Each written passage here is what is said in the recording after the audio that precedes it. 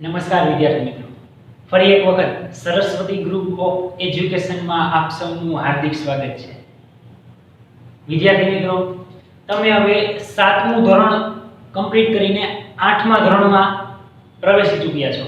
એ બદલ આપ સૌ વિદ્યાર્થીઓને ખૂબ ખૂબ અભિનંદન. ફર્સ્ટ ઓફ ઓલ મારું ઇન્ટ્રોડક્શન આપી દઉં. માય સેલ્ફ ઉદયરાજ વાળા, અને હું તમારો સાયન્સ સબ્જેક્ટ લેવાનો છું. હવે બાળકો, આ સબ્જેક્ટ એવો છે, તમને ખબર છે કે સાયન્સ એટલે પ્રેક્ટિકલનો ખજાનો. અવનવા પ્રેક્ટિકલ પણ આપણે કરશું. ભલે કાંઈ વાંધો નહીં, તમે આપણે અત્યારે ફિઝિકલી ટચ નથી તો વિડીયોમાં પણ આપણે અવનવી ટેકનિકની મદદથી ચિત્રો, પ્રેક્ટિકલ, વિડીયોની અંદર વિડીયો, પિક્ચર્સ, આ બધી વસ્તુથી તમને મજા આવશે. આવું સાથે સાથે વિડીયોમાં હશે જ ક્યાંક ને ક્યાંક. એનિમેશન હશે. ઓકે, હવે જનરલી આપણે, તમે જાણો છો કે સાયન્સ છે, બરાબર, એમાં 3 પાર્ટ આવે: બાયોલોજી, કેમેસ્ટ્રી અને ફિઝિક્સ. બાયોલોજી એટલે જીવ વિજ્ઞાન, કેમેસ્ટ્રી એટલે રસાયણ વિજ્ઞાન, ફિઝિક્સ એટલે ભૌતિક વિજ્ઞાન. હવે તમને એમ થશે આ ત્રણેય શું છે? તો કે આ ત્રણેય બીજું કંઈ નથી બાળકો, પરંતુ આ ત્રણેય સાયન્સના એક પ્રકાર જ છે.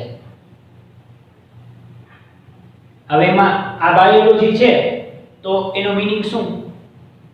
કે આ ચેપ્ટર જે છે એ જીવ વિજ્ઞાનને લગતું છે. આ કોષ, હૃદય, માનવ મગજ, ફેફસા, આવું બધું તમે જે જાણો ને બાળકો, એ બધું બાયોલોજીમાં આવે. ત્યારબાદ પ્રક્રિયાઓ આવે બધી. બરાબર, તમારે 7માં આવતું ને કે ભાઈ મેગ્નેશિયમ તેની સંજ્ઞા Mg થાય,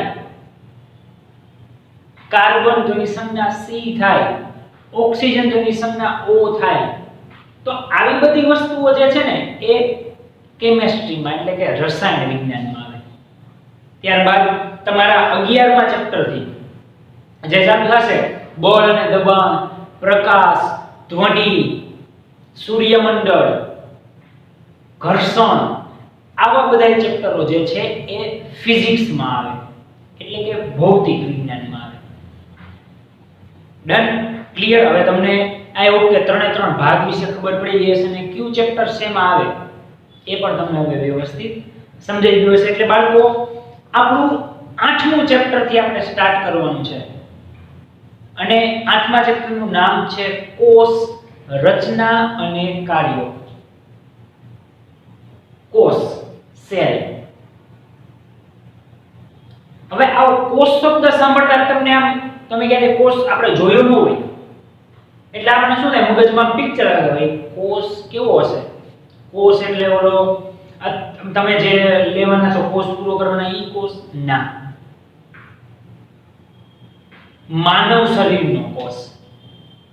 કેનો કોષ? માનવ શરીરનો કોષ. હવે બાળકો, એક વસ્તુ તમે ભણ્યા જ હોય, આપણી આજુબાજુમાં જેટલી પણ વસ્તુ રહેલી હોય ને એ કાં તો સજીવ હોય, કાં તો કેવી હોય? નિર્જીવ હોય. સ્વાભાવિક છે, આ બે જ હોય, એનાથી ક્યાં બીજું નવું ન હોય. લિવિંગ થિંગ્સ ને નોન લિવિંગ થિંગ્સ, સજીવ અને નિર્જીવ. આપણે નાના હતા ત્યારે આ બંનેનો તફાવત ભણતા.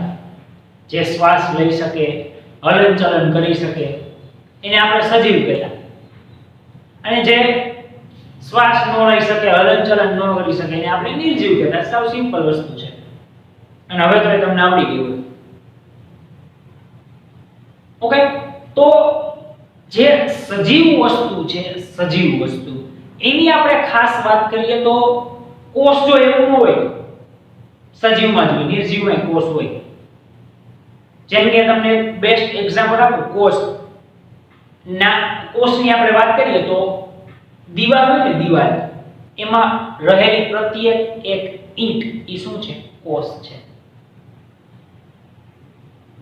જો તમે આકૃતિમાં જોઈ શકો છો બાળકો, આખી ઈંટની દીવાલ બનેલી છે, બરાબર? તો આ ઈંટની દીવાલ છે એ શું છે? એક કોષ છે. કારણ કે ઈંટને જોડીને જ ઇમારતનું નિર્માણ થાય ને. બધી ઈંટ ભેગી રહીને એક દીવાલ બને, અને એક દીવાલથી 4 દીવાલ થાય એવા કેટલા બધા માળ થાય પછી એક ઇમારત બને. એવી જ રીતના તમે ડુંગળીની છાલ પણ જોઈ શકો છો. બરાબર, આ બધા શું છે તો કે આ કોષના એક ઉદાહરણો છે. ડુંગળીની છાલ, ઇમારત, બરાબર, આ બંને કોષના ઉદાહરણ છે. હવે આપણે વાત કરીએ કોષની શોધ. જોયું ને તમે બે આવી આકૃતિમાં કે આવું તમે ક્યારે ડુંગળીમાં જોયું? ના, ન જોયું. પરંતુ તમે પ્રેક્ટિકલ કરો તો એ તમને માઇક્રોસ્કોપમાં એટલે કે સૂક્ષ્મદર્શક યંત્રમાં ડુંગળીની એક સાવ નાનું પોડ કાઢો ને તો તમને માઇક્રોસ્કોપમાં એવું દેખાય. વિચારો. એટલે શું છે? કોષ છે, બીજું કંઈ નહીં. હવે આ કોષ શબ્દથી તો આપણે પરિચિત થઈ ગયા. માનવમાં આપણામાં કોષ હોય, બધાયમાં કોષ હોય. ચાલો થોડો આઈડિયા આવી ગયો આપણને. પહેલા સર ખબર જ નહોતી. ચાલો 50 થી 70% એ તો હોય છે. હજુ જેમ જેમ ચેપ્ટર આગળ જશે એમ 100% ક્લિયર થઈ જશે. પણ આટલી તો ખબર પડી. તો આ કોષ છે એની શોધ કોણે કરી હતી? એટલે કે કોષની શોધ, ડિસ્કવરી ઓફ સેલ. કોષને અંગ્રેજીમાં શું કહેવાય? Cell, C E L L.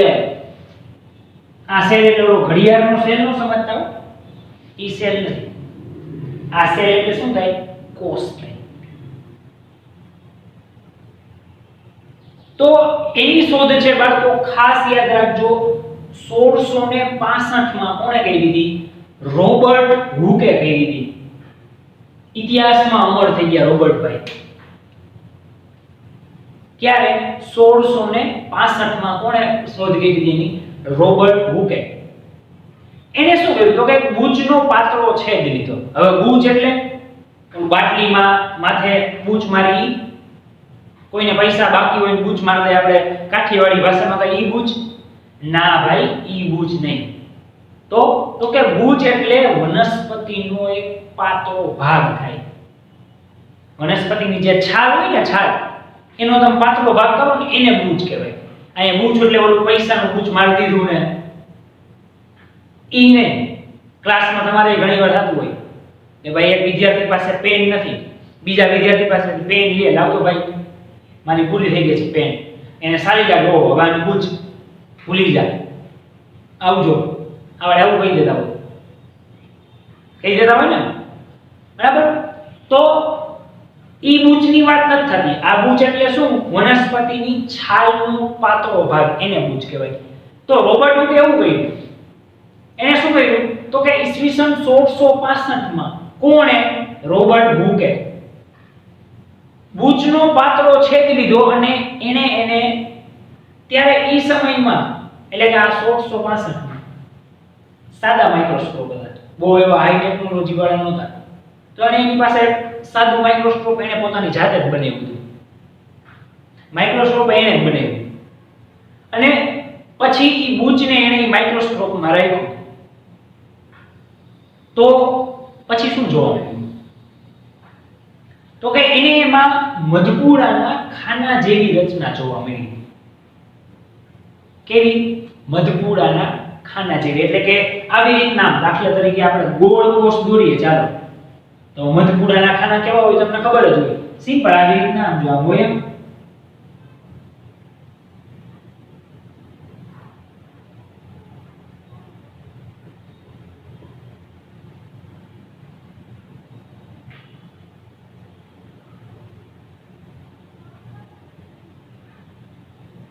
આવા ખાના હોય ને, એને પ્રત્યેક એક ખાનાને એને કોષ નામ આપ્યું. શું આપ્યું? કોષ. આ એક ખાનું છે ચાલો, તો આને એને શું કહી દીધું? કોષ, સેલ. કોણે?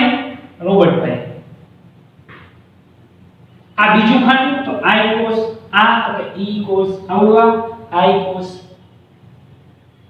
આવું કોણે કહ્યું? Yes, Robert હુકે.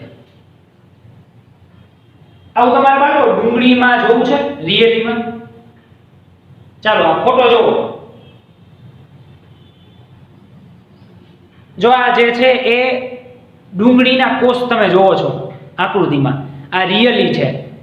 તમને આકૃતિમાં ભલે આવા યલો આપ્યા, પીળા, ઈ કલર ઇમેજ છે, પણ ડુંગળી જે છે એને તમે માઇક્રોસ્કોપમાં રાખો, ડુંગળીની છાલને, તો કંઈક તમને આવા કોષ દેખાય. એની અંદર હજી ઘણી બધી વસ્તુ હોય. કોષની અંદર કોષ રસ હોય, કોષ કેન્દ્ર હોય, કોષ રસ પટલ હોય, એ આપણે આગળ શીખશું, હજી આવ્યું નથી. અત્યારે જસ્ટ સેલ, કોષ વિશે તમે જાણો. ડન. આવું તમને આકૃતિમાં અહીં આપેલું છે, પણ એના કરતા લાઈવ છે, કરેલું છે અત્યારે. તો આ કોષની શોધ બાળકો કોણે કરી દીધી? રોબર્ટ હુકે. ક્યારે? 1665 માં. અન્ડરસ્ટેન્ડ? આ મધપૂડાના ખાના જેવી એની રચના જોવા મળી, અને પ્રત્યેક એક ખાનાને એને કોષ નામ આપી દીધું. પ્રત્યેક ખાનાને આ કોષ, આ પણ કોષ, આ પણ કોષ, આ પણ કોષ, બધા શું છે તો કે કોષ. આગળ વધીએ. સજીવોના જે કોષો હતા ને, આ તો નિર્જીવની વાત થઈ, બરાબર? એ વધુ સારા નહોતા દેખાતા.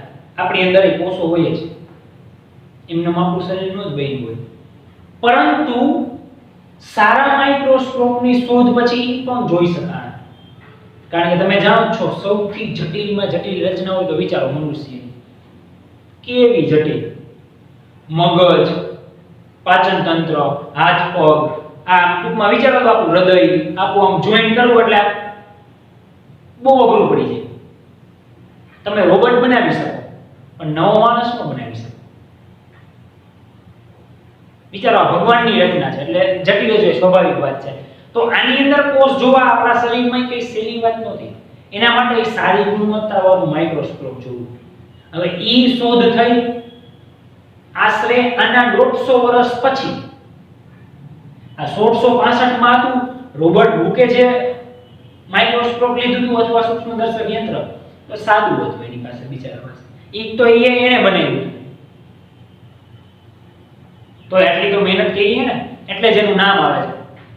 અને આ પ્રશ્ન એવો છે કે ખાલી અહીંયા તમારે યાદ રાખવો એવું જરૂરી નથી. આગળ તમે કોઈ પણ કોમ્પિટિશન એક્ઝામમાં જાશો, ગમે ત્યારે આ પ્રશ્ન સાથે ને સાથે હશે. આ હિસ્ટ્રી પણ કહી શકાય એક રીતે. કોષની શોધ તો રોબર્ટ હુકે ક્યારે? 1665 માં. એટલે રોબર્ટ હુકના અવલોકનના લગભગ 150 વર્ષ પછી આ અવલોકન એને 1665 માં કર્યું. એના 150 વર્ષ પછી આપણે શું કરી શક્યા તો કે કોષ વિશે હજી ઓછી જાણકારી હતી. વિચારો, એને આટલું બધું કોષ વિશે કહી દીધું, એના 150 વર્ષ વયા ગયા. સૌથી પહેલા કોષ ઇન્ટ્રોડ્યુસ આયા ગયું. તો પછી તો આપણે આગળ નવી ટેકનોલોજી કરતા જઈએ. જેમ કે તમને સમજાવ્યું, એક્ઝામ્પલ લઉં, સિમ્પલ ક્રિકેટ. હવે જો વિચારો, ક્રિકેટનું ઇવોલ્યુશન ક્યાંથી થયું? સિમ્પલ, પહેલા શું હતું? વ્હાઇટ ડ્રેસ હતો બધાય, હેલ્મેટ નહીં, બેટ હોય, આ બાઉન્સર કોકને લાગે તો. વર્ષો ગયા, ધીમે ધીમે ખબર પડી કે આ એક ડ્રેસ નો રખાય. બધાને જે તે ડિઝાઇન પ્રમાણે ડ્રેસ રાખો, તો કે ઇન્ડિયાનો બ્લુ હોય, ઓસ્ટ્રેલિયાનો પીળો હોય, ન્યુઝીલેન્ડનો બ્લેક હોય. ડ્રેસના કલર થઈ ગયા. આગળ ટેકનોલોજી ગઈ, હેલ્મેટ આવી ગયા. બરાબર? હવે તો એક વસ્તુ એ બાકી નથી કે જેમાં એ લોકોને ન વાંધો આવતો હોય. પછી તો કે રિવ્યુ સિસ્ટમ આવી ગઈ. તમને એવું લાગતું હોય LBW માં આવો નથી, રિવ્યુ પણ લઈ શકો તમે. અમ્પાયર ભલે આઉટ દઈ દીધા હોય, રિવ્યુ લઈને ફરી પાછા તમે ક્રીઝ ઉપર આવી શકો. આ શું છે? તો કે આ એક પ્રકારનું ક્રિકેટમાં રિવોલ્યુશન છે, ક્રાંતિ છે. પહેલા આવું નહોતું, પછી આવું થઈ ગયું. પછી તો કે પહેલા બધા દર્શકો બાજુમાં બેસતા, હવે તો કે દૂર હોય, બાઉન્ડ્રીની લાઈનો વ્યવસ્થિત, અમ્પાયર હોય, આટલા બધા કેમેરા હોય. તો આ શું છે? ઇવોલ્યુશન છે. તો એવી જ રીતના આમાં ઇવોલ્યુશનમાં વાર લાગી થોડી. 1665 માં કોર્સ ઇન્ટ્રોડ્યુસ થઈ ગયો, છતાં એના 150 વર્ષ પછી પૂરતા આપણી પાસે સાધન સામગ્રી ન હોવાથી હજી કાંઈ એના વિશે જાણકારી મળી નહોતી. બહુ ઓછી મળતી, જોઈએ એટલી નહોતી મળતી. 150 વર્ષ વયા ગયા, છતાં પછી શું થયું? તો કે પછી અવનવી ટેકનોલોજી શોધાણી, સારા સારા માઇક્રોસ્કોપ, સૂક્ષ્મદર્શક યંત્ર, સારી ટેકનોલોજી વાળા. એટલે એનાથી શું થયું તો કે કોષ વિશે વધુ ને વધુ જાણકારી મળતી ગઈ આપણને. બરાબર? તો આ હતી કોષની શોધ બાળકો. તમને મસ્ત સમજાવેલી છે. આખું એક વાર્તા જેવું છે, બીજું કઈ નવું નથી.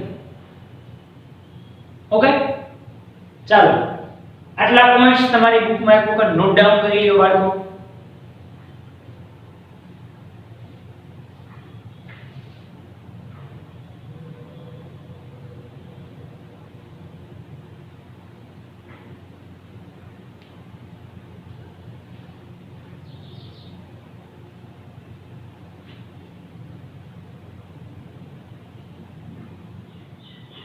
હવે બાળકો આપણે કોષ તમને શું છે ખબર પડી જ ગઈ. છતાં આપણે નાના એવી કોષ વિશે વાત કરીએ કે કોષ એટલે શું, તો કે કોષ એ સજીવોનો મૂળભૂત સંરચનાત્મક એકમ છે. કોષ એટલે શું? સજીવોનો મૂળભૂત સંરચનાત્મક એકમ એટલે કોષ. જેમ કે આપણે વાત કરીએ દીવાલ, આગળ પણ આપણે જોઈએ તો દીવાલ છે એનું મૂળભૂત એકમ શું? દીવાલ કેના ઉપર ઊભી છે? તો કે ઈંટો ઉપર ઊભી છે. એવી એક દીવાલથી કેટલી દીવાલ થઈ? 4 દીવાલ, એટલે એક રૂમ થયો. ઈ રૂમની ઉપર ફરી પાછી બીજો રૂમ, ત્રીજો રૂમ, આખી એક બની શું? ઇમારત, બિલ્ડિંગ બની. તો બિલ્ડિંગની આપણે વાત કરીએ આખા બિલ્ડિંગ પાછું જો એવું જરૂરી નથી કે બધી બિલ્ડિંગો એનો શેપ આકાર એક સરખો જ હોય. એવું હોય છે? તમારું મકાન છે એવું તમારા બાજુવાળાનું છે, હા એક સરખા 5-6 બ્લોક હોય તો બરોબર, બાકી જનરલી હોતું નથી. બરાબર? બધાના શેપ કેવા છે? અલગ. છતાંય બધી બિલ્ડિંગનો મૂળભૂત સંરચનામાં એકમ શું? તો કે ઈંટ. એવું જ આપણા મનુષ્યમાં થાય. બધાય મનુષ્ય સરખા છે? તમારા ક્લાસમાં જેટલા વિદ્યાર્થીઓ છે, તમારા ભાઈબંધ દોસ્તારના ફેસ યાદ કરો, સરખા છે? ના, નથી. તો એ બધાને એક વસ્તુ તો કોમન છે. શું? કોષ. બધાય સજીવોમાં. બરાબર? અને એના વિશે આપણે જાણકારી મળી જ ગયા. આઈ હોપ કે તમને હવે કોષ વિશે વધુ ને વધુ આઈડિયા ક્લિયર થતો હશે. થાય છે ને? કોષની શોધ કોણે કરી હતી? યાદ કરો. યસ, રોબર્ટ હુકે. ક્યારે? 1662માં. શેની મદદથી? બૂચનો પાતળો છે. બૂચ એટલે શું? યસ, વનસ્પતિની છાલનો પાતળો ભાગ. બરાબર? આ બધી વસ્તુ આગલી જે છે યાદ રાખવાની છે, ભૂલી નથી જવાની. એના 150 વર્ષ પછી પણ કોષ વિશે આપણને સારી જાણકારી નહોતી મળતી. વાય? કારણ કે સાધનો એવા નહોતા. પછી સગવડતા જેમ થઈ, સાધનો મળતા ગયા, આધુનિક ટેકનોલોજી. હવે તમે જો એક પાર્ટ મનુષ્ય એવો વાગનાર નથી કે એના વિશે જાણકારી ન હોય. તમે એમ બોલો ખાલી હૃદય, ખાલી ગૂગલમાં સર્ચ કરો, બધી વસ્તુ આવી ગઈ. બોન્સ, હાડકા, આંખ, માનવ આંખ પર તમારે તો આવશે જ ભણવામાં. પાચન તંત્ર, મગજ. બરાબર? હવે કાંઈ વસ્તુ બાકી નથી. કાં તો કે અત્યારે ટેકનોલોજીમાં એટલે આગળ છીએ. તો એવું કે બાળકો તમને આ કોષ વિશે હવે વધુ ને વધુ આઈડિયા ક્લિયર થતો હશે. ઓકે, તો ચાલો આજના લેક્ચરમાં આપણે અહીંયા સુધી રાખીએ છીએ. ઇન્ટ્રોડક્શન જોયું. હવે તો કે આ કોષ છે એની રચના કેવી હોય, એનો આકાર કેવો હોય, એની અંદર બીજી કઈ કઈ વસ્તુઓ હોય, આ બધી વસ્તુ હવે આપણે જોવાની છે. તો આપણે જેમ જેમ ચેપ્ટર આગળ જતા જશે એવી રીતના જોતા જશું. ઓકે, તો ચાલો બાળકો આ લેક્ચર આપણે અહીંયા સુધી રાખીએ છીએ. વધુ આપણે પાર્ટ 2 માં આગળ નવા થિયરીથી આગળ સ્ટાર્ટ કરીશું. Thank you.